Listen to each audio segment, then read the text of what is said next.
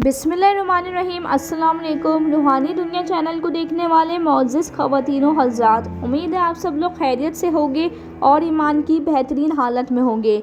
आज की वीडियो में अल्लाह ताला ने हज़रत इज़राइल अलैहिस्सलाम से क्या सवाल पूछा और मालिकुल मौत हज़रत इज़राइल अलैहिस्सलाम ने अल्लाह ताला को क्या जवाब दिया, ये सब जानने के लिए मेरे साथ रहिएगा, वीडियो को मुकम्मल देखिएगा। और ऐसे इस्लामी वाक़ियात को कुरान और हदीस की रोशनी में जानने के लिए अगर आपने मेरे चैनल को सब्सक्राइब नहीं किया है तो मेरे चैनल को सब्सक्राइब करके बेल आइकन को प्रेस कर दीजिएगा।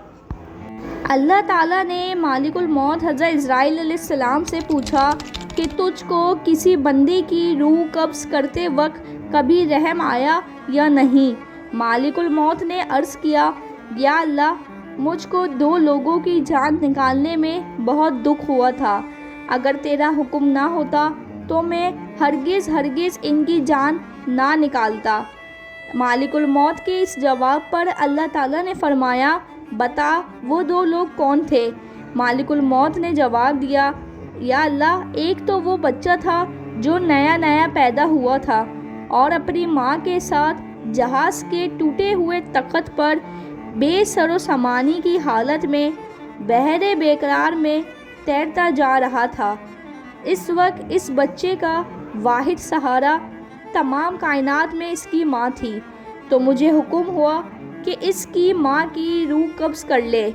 इस वक्त मुझे इस बच्चे पर बहुत रहम आया था, क्योंकि इस बच्चे का इसकी माँ के सिवा कोई दूसरा सहारा ना था और भूखा प्यासा बच्चा अपने माँ के दूध के लिए तरस रहा था।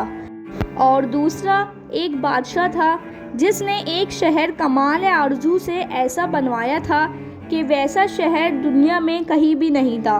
वो शहर 300 साल में तैयार हुआ और बादशाह अपने शहर को देखने पहुंचा, तो जिस वक्त एक कदम इसका शहर के दरवाजे पर था तो मुझे हुक्म हुआ कि इसकी जान कब्ज़ कर ले। इस वक्त भी मुझे बहुत ज़्यादा रोना आया कि वो बादशाह क्या कुछ हसरतें अपने दिल में लेकर गया होगा।